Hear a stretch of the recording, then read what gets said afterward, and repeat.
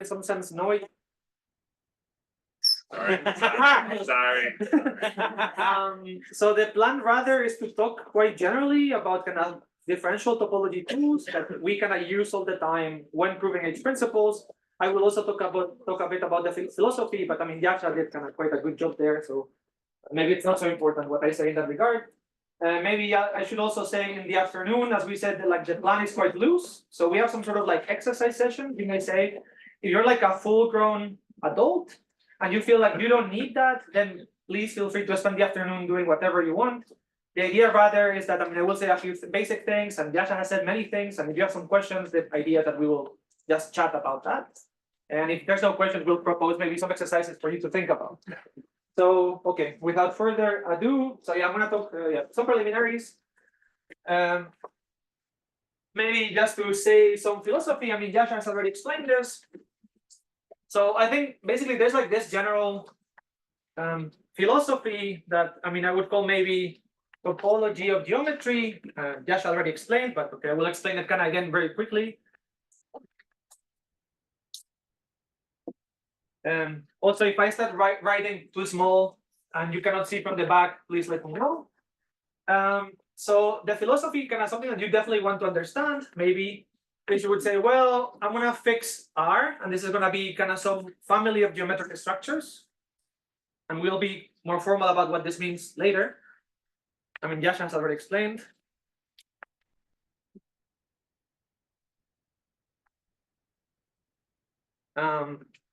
And you fix maybe a manifold M. And basically, in some sense, the main question in the topology of geometry, I would say, is that you want to understand basically the space of geometric structures of this type in this given manifold. So here I have basically this is space, geometric, the structures M of type R. And as Yasha said, I mean, in some sense, there's two things you can do. You can be constructive, and this is kind of the plan for this week. That's what the H principle is about. You can try to basically construct such things and classify such things. But at the same time, you're also doing this rigid side of testing what the limits are of what you can construct. So we want to understand this. And okay, maybe the H principle, in some sense, it's kind of a sort of more concrete question to attack this. So what Yasha explained, right, is that maybe you can say, well, if I want to understand this space, what I could try to do is kind of relate it to some other space that is somehow less geometric and rather more topological in nature. And this we would call maybe the space of formal geometric structures of the same type. Of type R on M. And what I mean, I guess there's like what I will explain today is kind of how you think about this. I will explain kind of like a very typical form that these things have. As Jessa already explained, I mean, a lot of variations exist. So for instance, for foliation, somehow the naive thing you would put here is no distributions, is this Havliger structures, right? So okay, there's some work somehow to do, but okay. And maybe what I want to think for you to think a bit is that, I mean, whatever this is, in some sense, kind of what this space is supposed to encode are the obvious homotopical invariants of your geometry. But as we just said, maybe sometimes what is obvious is not so obvious at first glance. Yeah. Okay. So maybe the spoiler basically is the following. The spoiler is that, I mean, depending on who you talk to, what type of geometer, the definition of what a geometric structure is different. So maybe I'm going to tell you what we mean, or what I mean. And the spoiler basically is that the things you're going to be considering, they're always of the following type. They're always sections of some bundle. So this E is a bundle over M. And what is geometric about it? Well, you don't consider all the sections. You consider sections that satisfy some, well, geometric constraint. And the way to say it is that S satisfies a constraint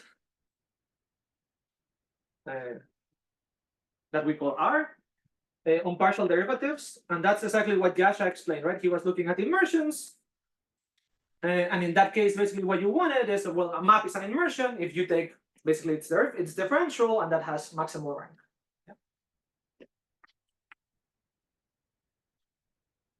And the point somehow is that this other space, as again Yasha already explained, is that this other space is more topological and less geometric, in the sense that whatever these things are, these ones they involve no derivatives, so to say.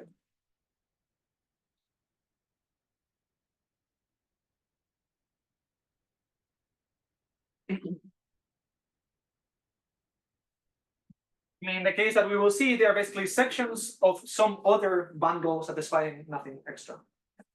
So you can study basically what this is using obstruction theory. Again, as Yasha said, I mean, the principle is kind of about passing the work to someone else, right? You're a geometer, you work on this side. Then to understand this, what you really care about, we try to relate it to this side. Once you've done that, sometimes you just say, well, my job is done. It's a homotopy theorist's job to do this side. Sometimes not. Sometimes you actually care about what the answer is, and then you actually have to do some homotopy theory, I guess. Okay, so I'm just repeating what Yasha said. Are we all happy with the philosophy? Because what I'm gonna do next is try to formalize this. Yeah. Okay. So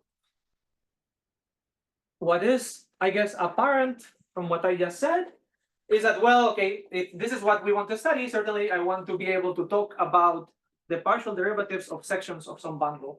Certainly, I mean, okay, you all know multivariate calculus, so we were doing this on Rn, we would all be quite happy. But for sections, I mean, I have to introduce some language, and this language is what we call jets. So let me define basically loosely what jets are. So what we're gonna do is, given some bundle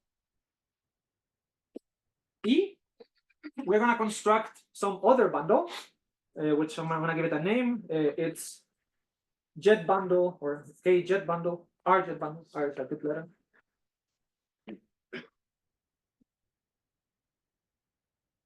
Is the following object. We denote it like this, or I denote it like this. And what is this supposed to be? Well, I mean, I want an object that encodes partial derivatives. So, okay, well, there's such an object. We already know it from your childhood, I guess. And basically what this is like, it's the space of R order Taylor polynomials for sections of E. Yeah, this is some sort of space such that the fiber over a given point is all the possible Taylor polynomials of sections at that point. Yeah. So I want to be slightly more formal and really kind of construct this for you. I mean, I won't do all the details. I will do some details. Maybe let me make a couple of remarks before I actually construct this. So clearly, some sort of lemma that should hold once we construct this is that there's basically some sort of tower of these objects. So if I have basically the space of Taylor polynomials of order R plus 1, like what I can do certainly is forget the top differentials and just get the Taylor polynomial of degree 1 less. Okay, this keeps going down. Eventually, I land in J0. These are the 0 order Taylor polynomials. So this is just remembering the value of a section. So this is just E itself, right? You just remember, well, a point. And all of this lives over M itself, over the manifold. Yeah, so we have this, and these are fiber bundles. Another lemma that maybe hints already at how things are going to look is that you can maybe look more closely at what this vibration is. And what is the fiber? So this is what I'm claiming is that this is an affine bundle.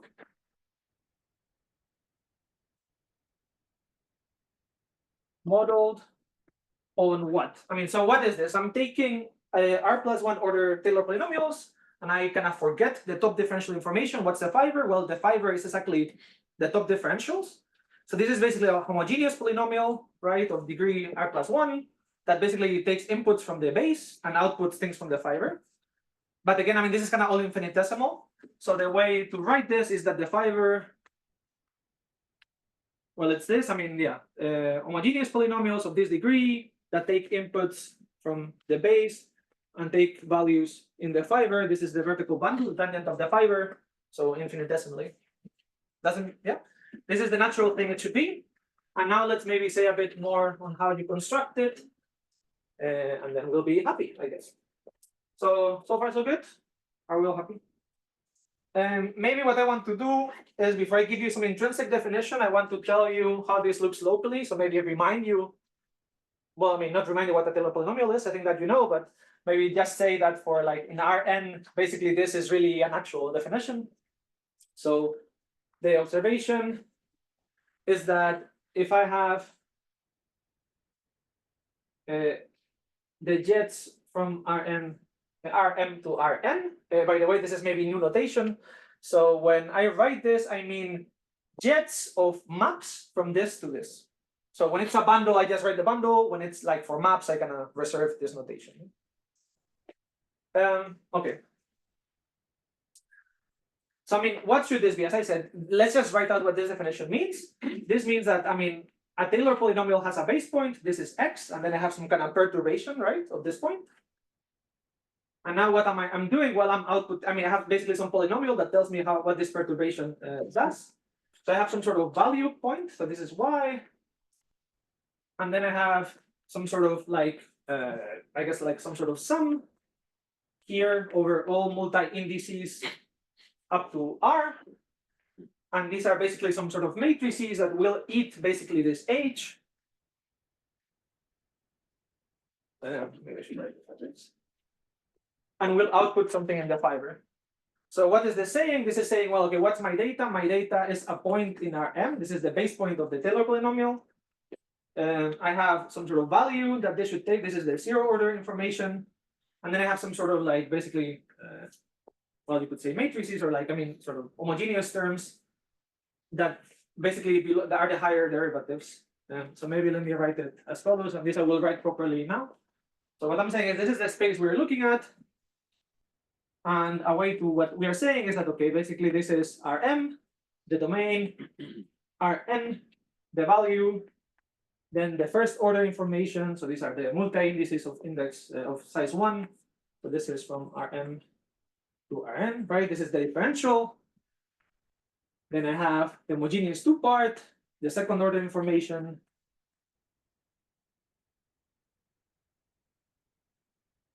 All the way up to the homogeneous part of degree R. And maybe something to comment on is that, I mean, I'm writing Rm and Rn because, as we all know, we like to do kind of these kind of identifications. But maybe to compare with this, you should think that this is really Ty Rm. And this one, you should think that this is Tx Rm. Yeah? Taylor polynomials, so far so good? Okay. Let me see, maybe I will erase the board. All right, so this is kind of like what our jet space looks locally. I mean, this will be basically charts for the general case. This is not very intrinsic, certainly, right? It's basically given in coordinates. I mean, basically this thing I just wrote is kind of some big Euclidean space. But now let's give a formal definition. And that will basically wrap up the construction, I guess. An intrinsic definition.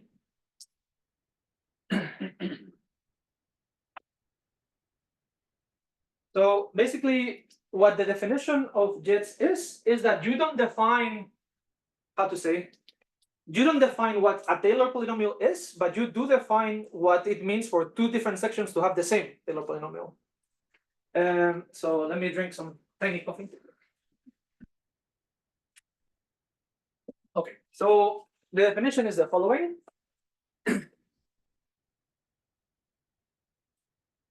So if I have two sections F and G of some bundle, then we're gonna say they are. So okay, what does it mean that F and G have the same zero order Taylor polynomial at a given point? Well, it means they have the same value. So this I'm gonna call being zero tangent.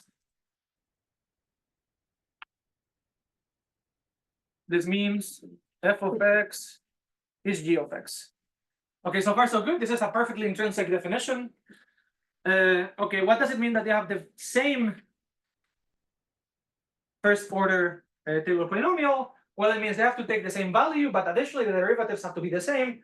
The differential, right? It's basically an intrinsically defined derivative, no? So I can just say I want this to be this. dxf is dxg. Everything is intrinsic so far. And now basically you can bootstrap this sort of inductively. You can say, well, I'm gonna say that two things are tangent at x. It basically, I mean, you can keep iterating, taking the differential over and over. Yeah. So a way to say it is that if df and dg are r-1 tangent, at every vector or multi-vector over x.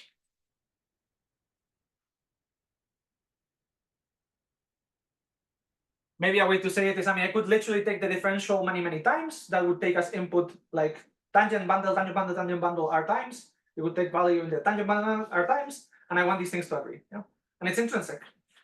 So basically, the punchline is the following.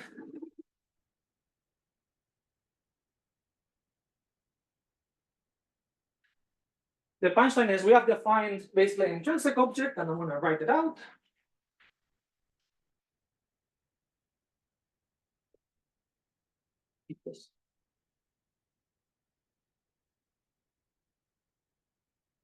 So JRE is what? Well, what I would do is I would take some point. This is my base point. I will take some section. Now, for instance, something that to be slightly careful about is some bundles may have no global sections at all. So I don't want to take a section here. I want to take maybe a possibly locally defined section. This I'm going to denote like this. By this, I mean a little open neighborhood of x, whatever, into E. So I take a point and a section defined close to it. And now I quotient out by r tangency. So this is our object. And now what do you have to check? Okay, so this is theoretically, this makes all the sense in the world. Now locally, this is a manifold. And now you have to patch this up. And this is the exercise I won't do. This is for you to maybe try to think about in the afternoon, I guess. But basically the point is that the smooth structure you build as follows. So let me write it like this. So here I'm gonna have JRE, and here I have E, and here I have M. Here we have a smooth structure, right? We have, I mean, basically what you can do is, since this is a fiber bundle, I can find some sort of fibered charts. Maybe I shouldn't write this so low. Well, let me go to the next board, maybe. Where was I?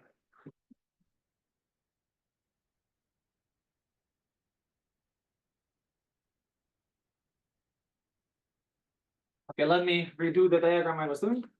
So we have here this object. We want to put a smooth structure. Now what you do is you can basically choose a smooth structure. I mean, we basically pick charts of M and E. When you do this kind of in a fibered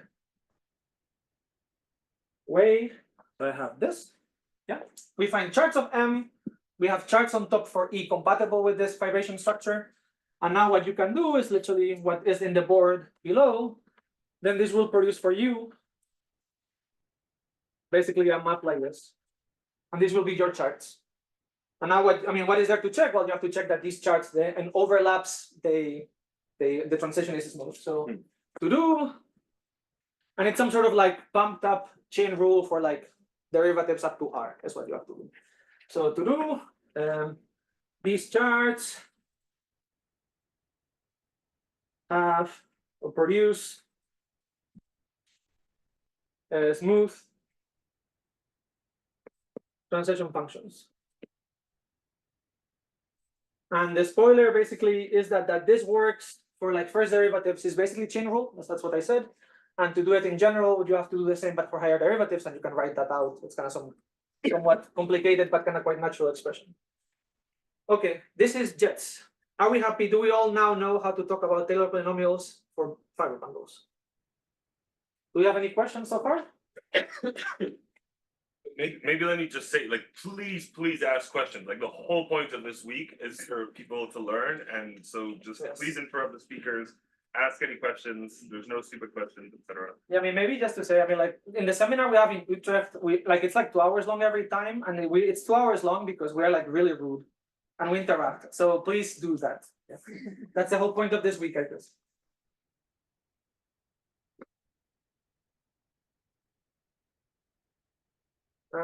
Yeah. Okay. So now that we're all experts on jets, I want to talk a bit about sections of jet spaces and how we're gonna like start discussing differential relations or geometric structures or whatever you want to call it. So I want to talk about sections and in particular something called holonomic sections.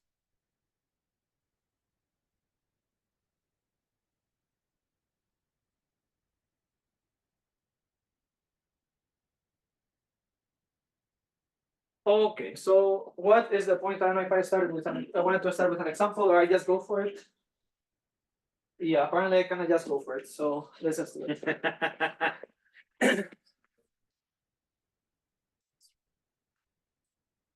So what is the idea? The idea is that if I have all the sections of E, so this is the space of sections.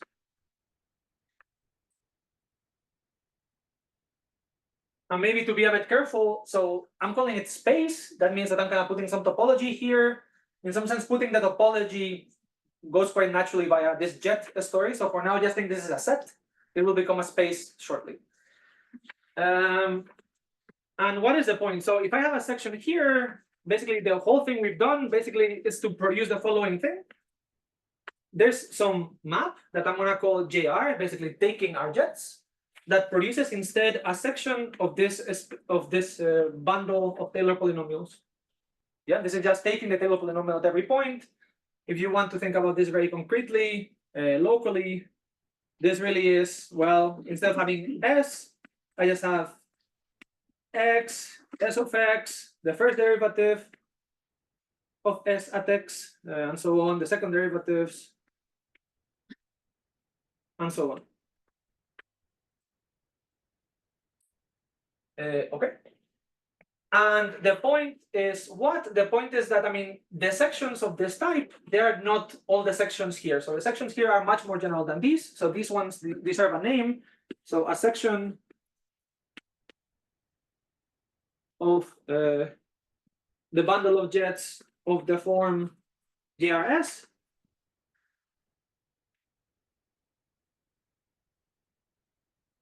is what we call holonomic.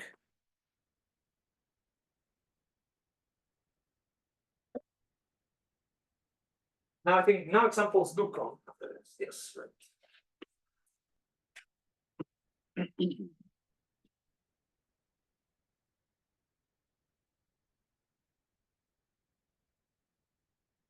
So maybe let's be very concrete and let's work out everyone's favorite example. Question? Yes. Do you mean it to be, so it doesn't have to lie in the image of this map, it only needs to satisfy locally some conditions, or? So let's see. Right, so I mean, this checking, I mean, we'll see this in a second, but I mean, checking this is local, right? Because I mean, basically what you're saying is, I take my section, which could be anything, and if I want to check that it's kind of the Taylor polynomial of something else, that I do purely locally, right? So this is like a local check. Right, but there are things on that satisfy these polynomial conditions that don't come from the image of this map, right? No. No. Maybe elaborate on the suspicious thing. Yeah. No, okay, I think I get it, because. Yeah, because you have local functions, but then that's in a glue because in the overlaps it'll agree. So Yes. you're able to construct a global. Yeah, I mean, basically what we're saying, right, is if you have something that locally, I mean, in little charts, it is the Taylor polynomial of something. Well, then you take that something, right, those local functions, and they will agree, right? I mean, they in fact agree up to all the jets. Yeah, we're happy. Question. Is it true that the space of analytical section is 1-to-1 than the union of all holonomic sections? the space of analytic section. Well, I mean, there's nothing analytic here. Or you mean you want to do like, well, no, say it again, say more level? If I had like on the left-hand side, reduced to analytic functions, Right. then the right-hand side, a union over all holonomic sections. Are there then one-to-one? Are they in one-to-one? I mean, but they're always, I mean, how to say? Maybe I should say that, I mean, what we're doing with this way, I mean, there's always like a one-to-one between the holonomic things here and all the sections here, right? We're saying every section here will always produce a holonomic section, and it's this reverses, right? Does that answer the question? I mean, so you don't need analyticity, I would say, for that statement. Yeah. Are we all happy? But this is not one-to-one, right? If it is not analytic in the left, two different sections could have the same Taylor polynomial, but just like. But I mean, taking- are we making a section statement or a point-wise statement? I think your question was about the one-to-one thing, correct? I mean, okay, let's be careful. So I mean, this is not at one point. I'm not saying a Taylor polynomial at one point. It's really the full section, right? So I have all the Taylor polynomials. In particular, this knows everything about S because it's 0 level. It's just S. But yes, of course, I mean, if I had something that if I prescribe a Taylor polynomial up to degree R at one point, of course, there's many sections that will induce a Taylor polynomial. If you went to infinity jets, so if I have a full tower, then of course there's at most one analytic section that implements that infinite power series, or maybe none, because sometimes power series don't have radius of convergence. Right? That's better. Maybe now we're all happy. Right. Very good. Alvaro. Oh, please. Yes. Yes. It's only a question I didn't make at the beginning. But as we're treating with differentiations of sections of the vector of the bundle E. Yes. I think it's true that we assume that on the bundle E there is a connection defined on it or a covariant differentiation or No. So maybe that's a very good point to make. So certainly maybe something that is very common that gets introduced much before this, usually in your studies, I suppose, is that we talk about differentiation using connections. But this is not what this is. This is not an intrinsic notion. Basically, what we're saying is that saying two things have the same Taylor polynomial is intrinsic. I don't need a connection for that. It is true that then you could test this with a connection, right? And you could say if I have two sections such that all the covariant derivatives up to degree R agree, that's also a test for this. So, but that's not intrinsic. So we are using this notion with the Taylor polynomial, so that we don't need the connections. No. But if I want to say the Taylor polynomial of the section is potato, well, I mean, that's not defined on the bundle, but if you had some sort of connection, then maybe you can formalize this. Because I mean, then you will actually output some sort of coefficients of a Taylor polynomial. But this is not like that. This is an intrinsic definition of they have the same Taylor polynomial. Are we all happy? Does that make more sense? We are trying to find that are locally equivalent. Yeah. Okay, I'm losing track of where I'm going with this. Right, yes. So I wanted to do the typical favorite example, just to maybe keep this grounded. So a typical example that you may want to visualize to check your understanding is the first jet of functions from R to R. And what is this? I mean, so in the description that we had that I just deleted because it was right here, basically this was R3, right? I have to keep track of what the domain what the base point of the Taylor polynomial is.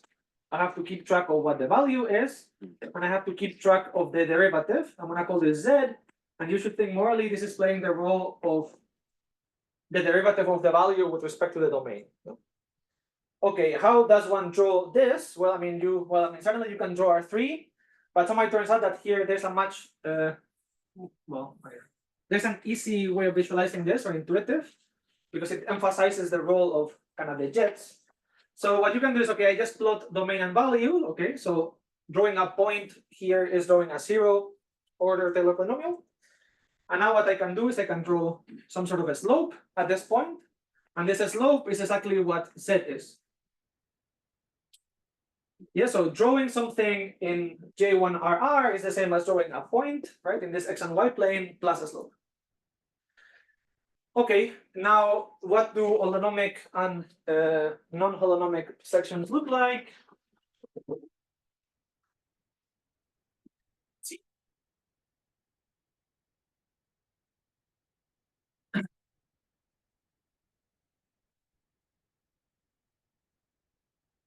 So, okay, first things first, a holonomic section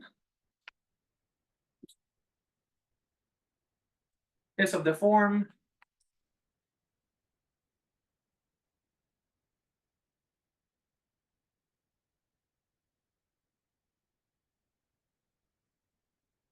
right? It's something like this, right? Right, it's an actual Taylor polynomial, is the actual Taylor polynomial of f. And that means that when I do this drawing I was doing, I can just draw my f. And now what is this? What is the value I don't see in these coordinates? Well, it's the slope, right? So this is exactly encoding f prime. Yeah. Now, what is not holonomic? So a general section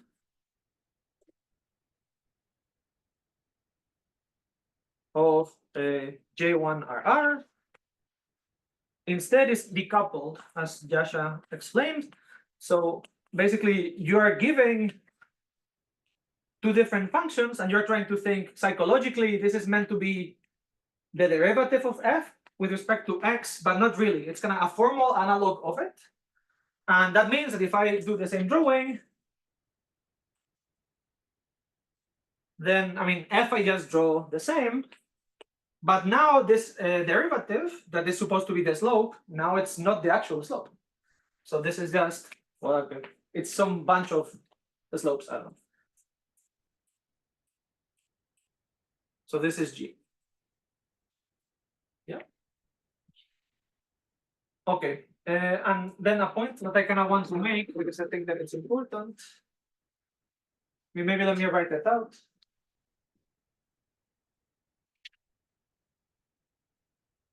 So how should you think of this G? How should you think of a section of jet space? Maybe I will put this right down. So a section of JRE is a smoothly, well, if it's a smooth section, varying family of Taylor polynomials. Yeah, you're giving, this is exactly what you see here. At every point, you're giving a first order Taylor polynomial, a value and a slope. These vary smoothly, but they don't patch up to being actually the Taylor polynomial of something, of a global section. Yeah. Okay. What time are we stopping, by the way? Look, O'clock? Okay, I'm happy. Okay, are we all happy? Does this help? Do you want me to do some other example?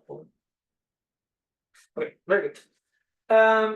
So what do I want to do now? Maybe I want to come back to the very beginning of what I said here. So I said, oh, this space of this set of all sections, in fact, I can turn it into a space.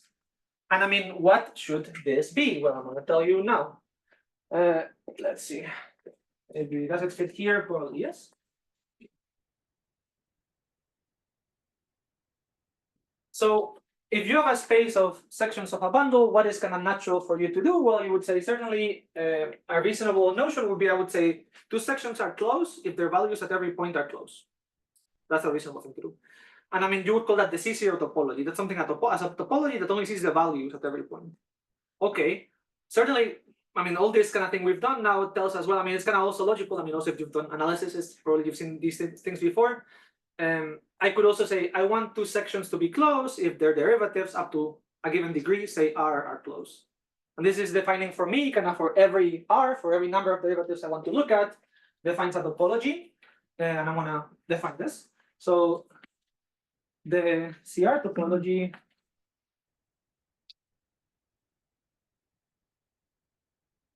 this is a space of sections. And maybe here I'm going to put a little caveat, and we can discuss this maybe in the afternoon if you're very interested. say, assume M compact.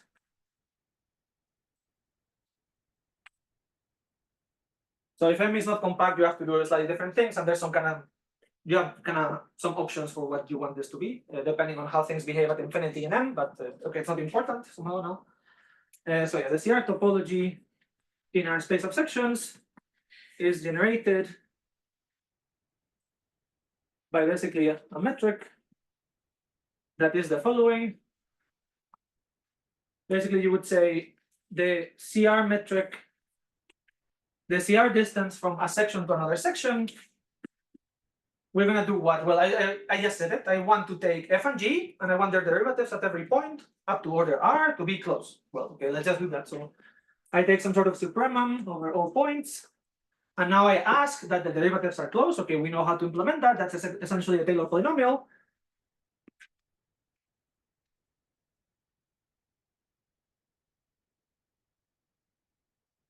And I just measure this. Okay, and what is this measurement? Well, this measurement, here you're making a choice.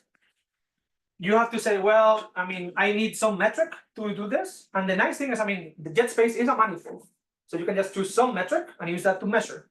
And that's exactly what this is. This is just the distance in the jet bundle. So this is distance with respect to some metric in JRE. And the topology you make doesn't depend on this choice.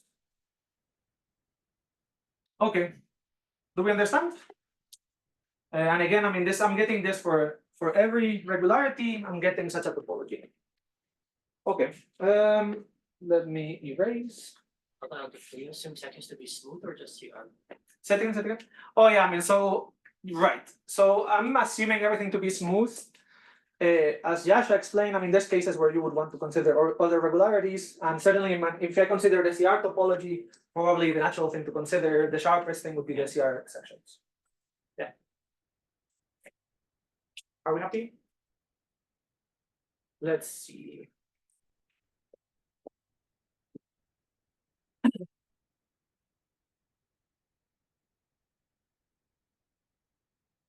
And maybe let me go back then to this. So the observation kind of out of this construction we just did is that this map, this taking RJet's map, is continuous. Okay, and I could phrase it as follows. So if I take the CL topology with L at least R here, so if I'm like measuring up to L derivatives, what I'm doing here, right, is taking all the R derivatives, so less so. And now I get a section here. So here I could put kind of the L minus R topology, right? I've lost basically R derivatives by taking derivatives. And now the claim is that this map is continuous.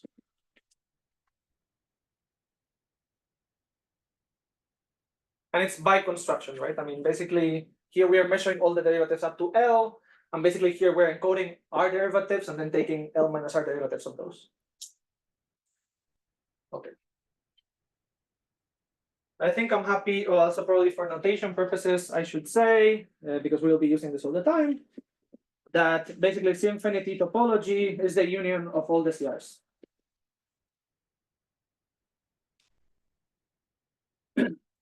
Right, so this would be basically meaning that you're measuring whether things are close to each other using an arbitrary number of derivatives.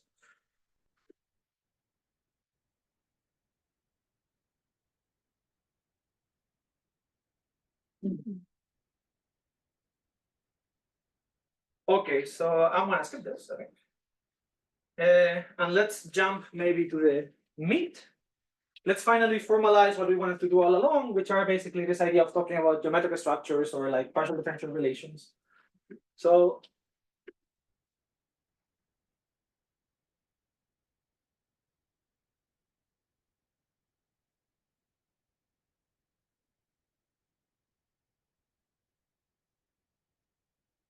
basically we've done all this work, right, in order to be able to talk of the following, to be able to say, I take a section, I take a number R of derivatives, and now I put a constraint on those derivatives, right?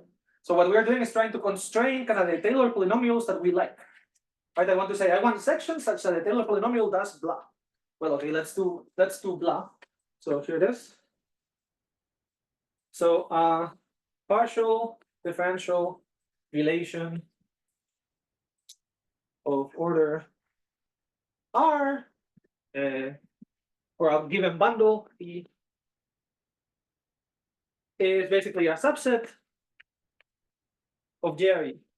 This is it. These are basically, let me maybe say it. These are the Taylor polynomials I like. Or maybe we all like as a group. Yeah, this is it, right? So basically, giving a partial differential relation is giving basically its infinitesimal solution, so to speak, right? You're saying this Taylor polynomial has a solution if it's here, and the things that are not here, they're not solutions infinitesimally. So maybe let me also write that. So this is the same as, in some sense, the infinitesimal solutions of R.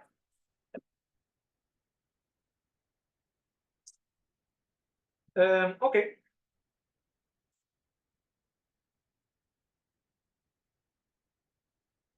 And now it should be clear, I hope, to define what a solution of a partial differential relation is. So a solution of R is some section such that when I take Taylor polynomials, this is taking values not in some random Taylor polynomial, but rather in the ones that I liked. Yeah. Very good. And now we can also define what a formal solution is.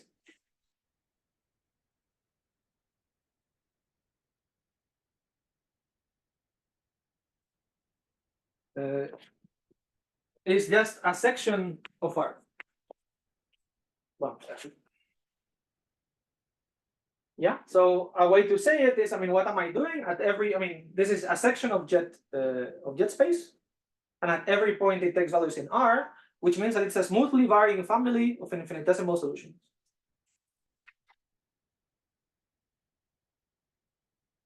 Smoothly.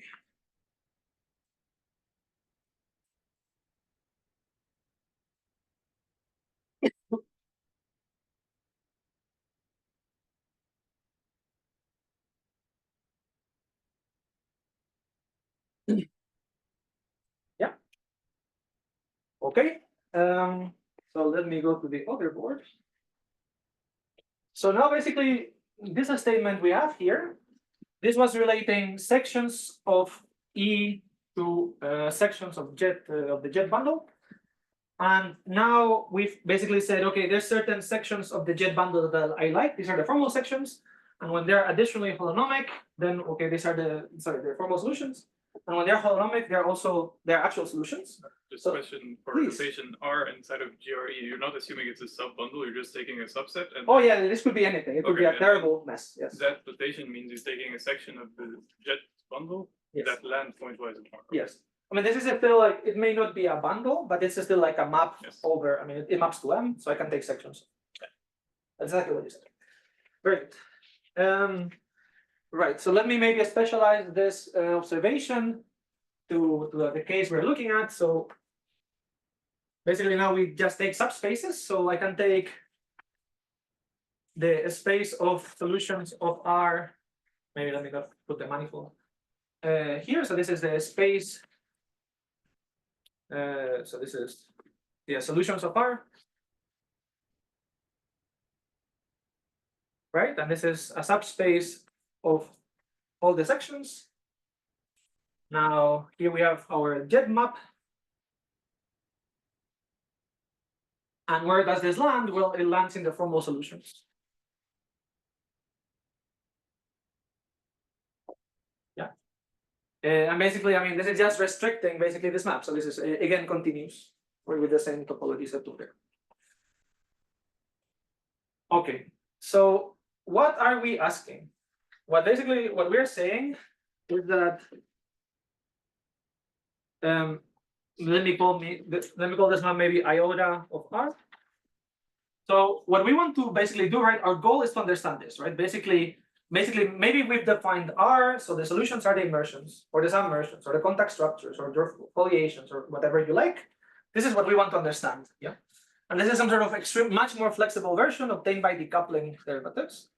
And basically, what we would, ideally, this is for instance what Jasha explained, that for instance for immersions, where let's say the domain is smaller than the target, then this is a homotopy equivalence, right? So even though this is kind of pure geometry, this is more like a topological thing. Somehow the two spaces are actually the same space, right? After homotopy. So yeah, the game is to try to test kind of like, how can we upgrade, for instance, every formal solution to a solution? Can we do this in families, right? I'm not asking just for existence of solutions, but sort of classification parametrically, and so on. So what I want to maybe say is that our goal is kind of some sort of like infinitesimal to global goal. So and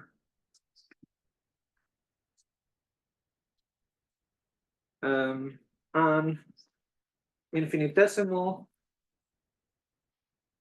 in phi, okay, these are not the ones. Decimal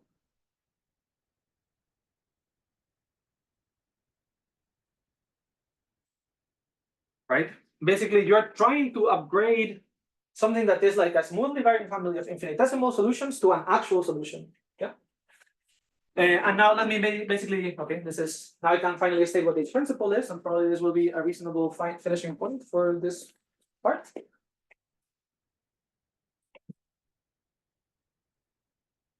Ask you a quick question. Please.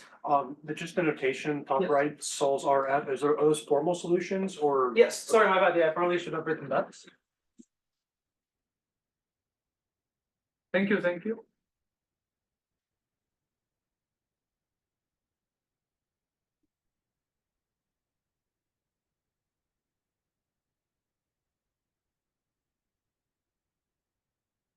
Right, so maybe let's state what the H principle is. So we say that R satisfies, let's see. So the best case scenario somehow is that this side that I kind of called it earlier, the obvious homotopical invariance of the left-hand side, maybe that side knows, it really knows all the information. And then basically what this means is that if iota R is, let's say, weak homotopy equivalence. Yeah, this says that up to homotopy, somehow understanding the actual solutions that I care about is the same as understanding the obvious formal counterpart, the obvious homotopical invariance. So this is like in an ideal world. Sometimes you cannot prove this, sometimes this is not true at all, but you can prove kind of slightly maybe weaker statements. So maybe just to say maybe a couple, but I think like the other speakers of the mini courses, when they actually prove things, they will tell you what they're proving. So but maybe, for instance, you could be maybe just interested in something much weaker. Maybe are there solutions at all?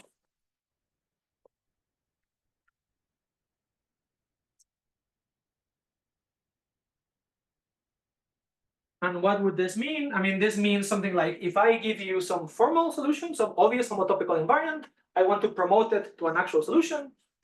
And how do you do this? Well, you look at connected components and you compare, right? So basically, if I take the connected components of the space of solutions, I want this to be surjective compared to the space of formal solutions. Right? This says given any formal solution, given any component here, I can always find a component of solutions inside. Oh, from the back, you don't see very well, I have the impression. You're like moving a lot. Okay. Okay.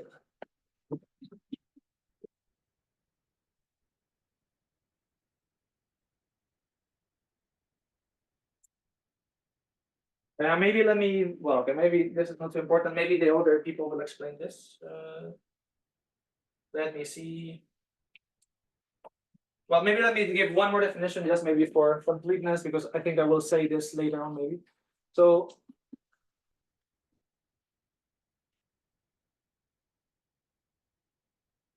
something that we talk about often is kind of relativity in H-principle statements. So this means the following. Imagine, for instance, that you have a formal solution that is already a solution in some part of your manifold. Then maybe preferably you would want to keep that fixed.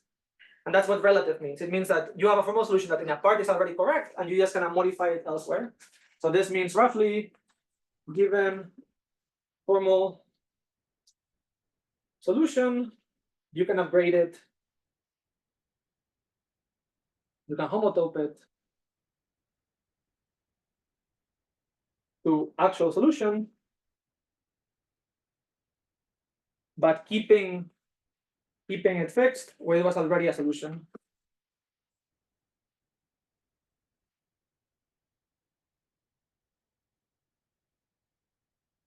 So I will make some comments about this later, I think. Okay, I have to make decisions. I'm always really bad with time, so somehow I'm kind of not quite where I want it to be. It seems a bit inhumane to keep you like for 10 more minutes. Should we make it? No, it's not inhumane. Danny's saying it's not inhumane. I'm sorry, people. So I'm gonna do just like a tiny bit. I'm just gonna do one last thing I wanted to do. I will try to keep it very brief, and then we take a deserved break, I suppose. Let me see.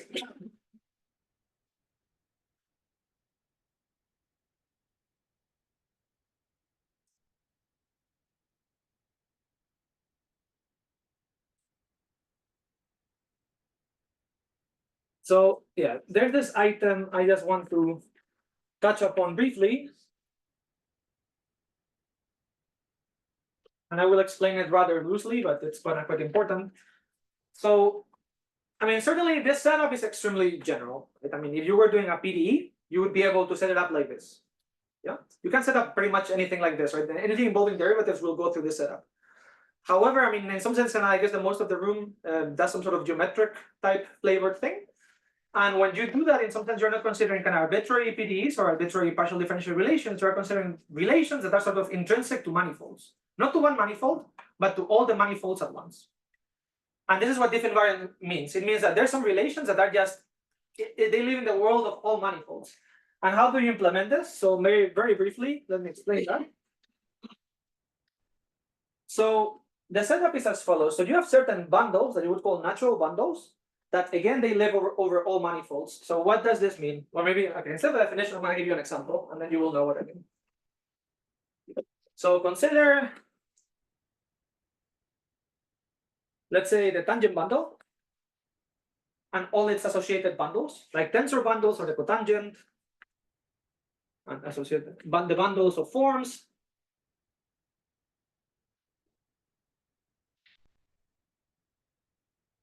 What is the deal with this bundle? This deal, basically, every smooth manifold has a tangent bundle. And if you have, for instance, you embed a manifold into another, you will get also an induced map of the tangent bundle, right? Basically, the push forward, say. So this means that you're getting, basically, you have the following construction. For every possible manifold that you know and love, you're getting its tangent bundle. And if you have two manifolds, let's say of the same dimension, so I'm going to say n-dimensional manifolds. And here I have an embedding.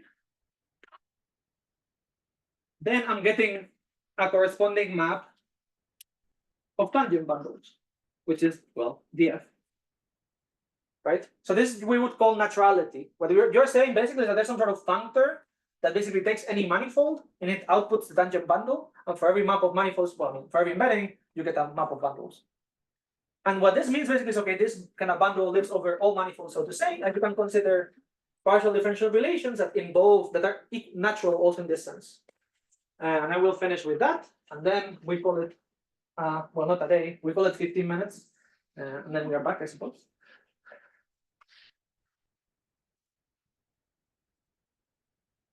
So a bundle like this, let me see.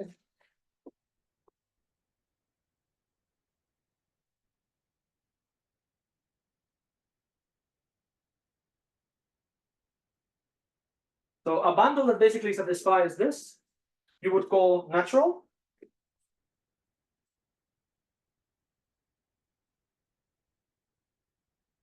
Something that is very nice, this is probably maybe a good exercise for this afternoon, is that if a bundle is natural, then its jet bundle is natural.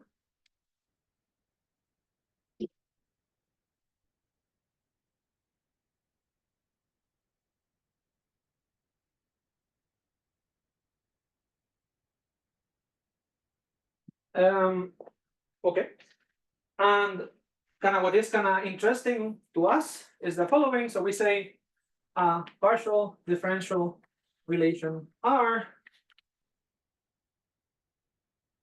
is diff invariant. And you could also call it natural if it is a natural subbundle of this.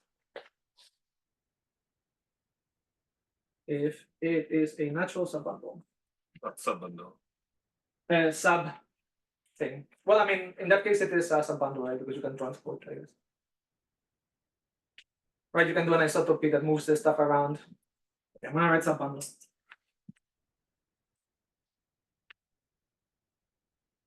Right, because I mean, every point you can move any point in your manifold to any other point. So therefore, like all the fibers look the same, because every point in your manifold looks the same. So maybe let me do an example, and with that we wrap the session. So, as I said, what is the motivation? The motivation are basically partial differential relations that are intrinsic to manifolds. Well, what is intrinsic? Well, I mean, you probably know some differential operators that are natural in this sense. So the examples that you could, So please, yes. in different words, band controller bundle, if it's in some sense functorial. Yes, I mean, this is functoriality indeed. Very good. Right. So yeah, so I'm saying kind of our favorite examples probably are like things associated to operators that are also natural or functorial or diff-invariant. So for instance, things that are like natural would be the run differential, right? Things like the Lie bracket. What else is a good one? The wedge of forms.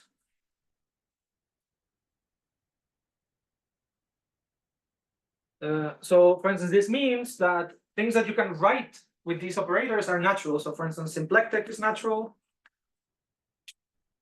Is diff-invariant. Right? So basically, what is symplectic? Symplectic says, I want two forms that are closed and non-degenerate. That means basically that you're looking at the bundle of two forms. You're looking at the first differential. You want that, well, you want the differential to be closed, right? To be zero. You want the differential to be zero. And yeah, you want the form to be non-degenerate, right? So this is basically like a condition on the one jet of forms. And okay, it's intrinsic to manifolds. Another example would be contact. Another example would be affiliations and so on. An example that I didn't mention somehow out of this story are things like immersions and submersions. And because this is kind of the other kind of typical case. So what's another typical example of a natural bundle is just like a trivialized bundle, right? Just a bundle of like that corresponds to maps from one thing to another thing. And things like computing the rank of a map, right? They're intrinsic as well. So immersions and submersions fall into that. Okay, so these are, I think, some of the examples we're going to look at. Maybe let's just stop now. The plan for the second hour is that I will do, well, what Yasha wanted. I will talk about transversality a bit. I will talk about handle decompositions. I mean, I will talk kind of about tools that we use kind of quite often in this whole story. Okay.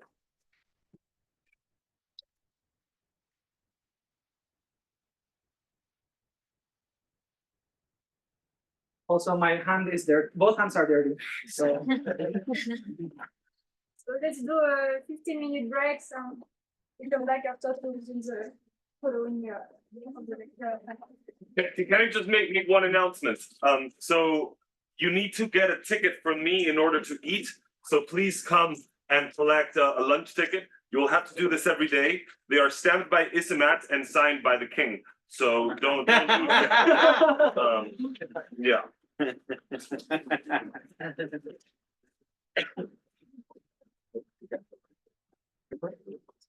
ask you a question? Please. I was a little confused. I was so confused. We were talking about natural bundles, but then